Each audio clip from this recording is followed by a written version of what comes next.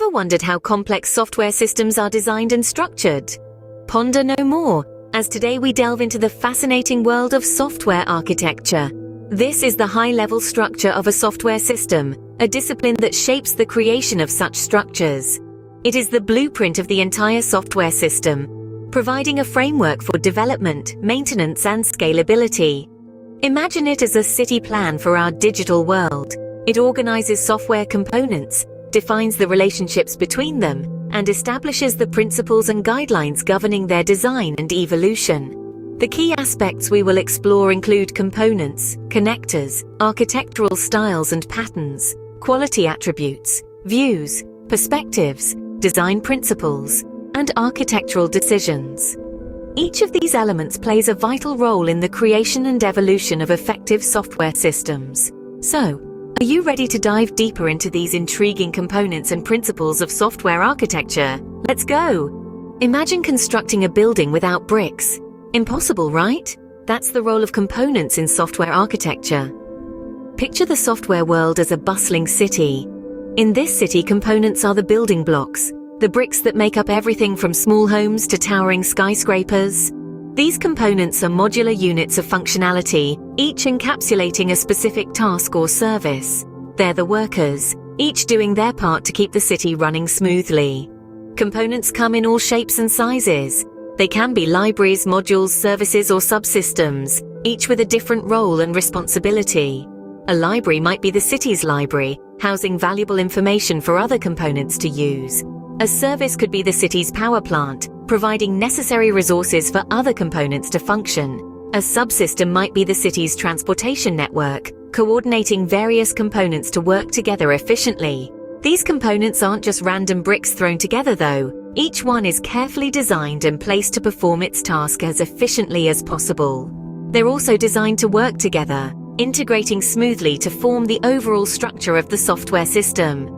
Just as a building's bricks must be sturdy, reliable, and well-made, so too must software components be robust, reliable, and well-designed. They need to be adaptable and scalable, ready to grow and change as the software city expands and evolves. Components, in essence, are the bricks that build our software edifice. But how do they communicate? Just like a postal service delivers letters, connectors in software architecture ensure components communicate effectively. So what exactly are these connectors? In the realm of software architecture, connectors act as the communication mechanisms between different components. They are the channels that allow distinct parts of the software system to interact, coordinate, and share information. Let's consider an example. When you use a mobile app, you're interacting with a front-end component. But when you click on something to request information, the app needs to fetch data from a back-end component, such as a database. The magic that makes this possible, you guessed it, connectors. Connectors come in different forms, each suited to specific types of interactions. These may include application programming interfaces, or APIs, which let different software components interact, even if they were written in different programming languages. There are also interfaces, which define the methods and properties that a component should have. Another form of connectors is communication protocols. These are the rules that govern how data is formatted and transmitted between components. They ensure that both the sender and receiver understand the data being exchanged, akin to people speaking the same language. By facilitating communication and interaction, connectors allow software components to operate as a coherent, integrated system. They enable the seamless flow of information across the software architecture, much like highways connecting different cities. With connectors, our software components can talk to each other, but what guides their design? Think of architectural styles and patterns as the architect's rulebook, guiding the design and structure of our software. They're the reusable design solutions that address common architectural challenges, offering a tried and tested roadmap to navigate the complex world of software design. Let's break it down. An architectural style is a set of principles that shapes an application. It defines a pattern for the structure of components and their interactions. For instance, the layered architecture, also known as the N-tier architecture, organizes components into horizontal layers, each with a specific role. This style promotes separation of concerns, enhancing maintainability and scalability. On the other hand, architectural patterns are well-documented solutions to recurring design problems. They provide a standard template that software architects can use to solve common problems efficiently.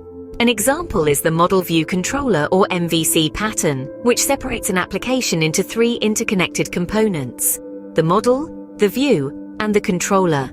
This pattern simplifies development and promotes organized and efficient code. Then we have the client-server architecture, where one or more clients request services and a central server provides these services. This style is prevalent in web applications and has proven to be efficient, flexible, and easy to understand. Another notable pattern is the microservices architecture. Here, an application is structured as a collection of loosely coupled, independently deployable services. This approach allows for continuous delivery and deployment of complex applications and promotes organizational alignment.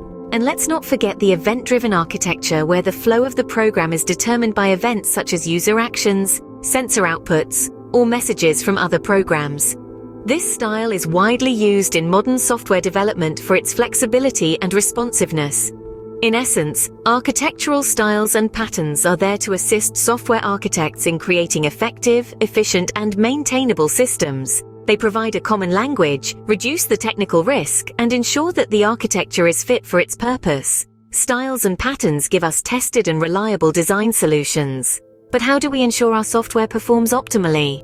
Quality attributes are like the health checkup for our software, indicating how well it's performing. They're also known as non-functional requirements, and they define the desired characteristics of our software system. These include performance, reliability, scalability, and security. Think of quality attributes as the features that make our software robust and trustworthy. Performance ensures our software responds swiftly to user interactions, while reliability guarantees the software functions correctly under defined conditions. Scalability, on the other hand, ensures our software can handle growth, whether it's an increase in users, transactions, or data. And of course, security is all about protecting our software and data from malicious attacks. These attributes shape the software architecture. They influence decisions about components, connectors, and architectural styles.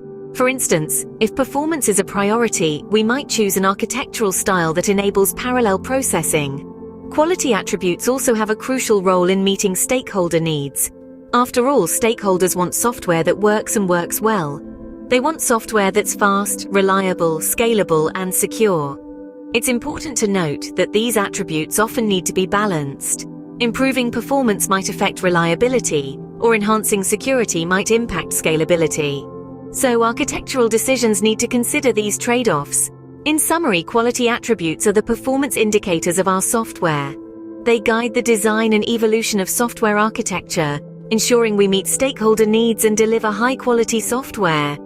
Quality attributes help us build software that not only works but works well. But how do we visualize all this?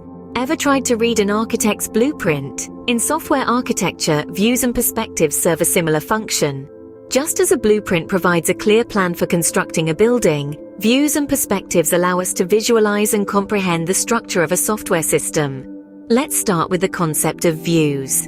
In software architecture, a view is a representation of a whole system from the perspective of a related set of concerns. It's like looking at a building from different angles. Each angle or view gives us unique insights about the system. Common views include the logical view, which focuses on the structure of components and their relationships. Then, there's the process view, which centers on the runtime behavior and interactions within the system.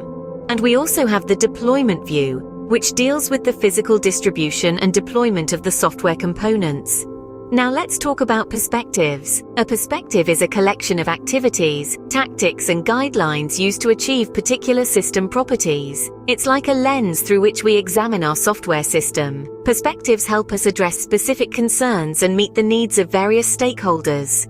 In essence, views and perspectives help us understand the complexities of a software system. They allow us to dissect a system into manageable parts, each part addressing a particular set of concerns. They provide a roadmap, a guide, a blueprint, if you will, for developing, maintaining, and scaling our software architecture. With views and perspectives, we can visualize and understand our software architecture better. Ultimately, all these elements culminate in the architectural decisions and design principles. These are the choices that architects make to meet both the functional and non-functional requirements of a system.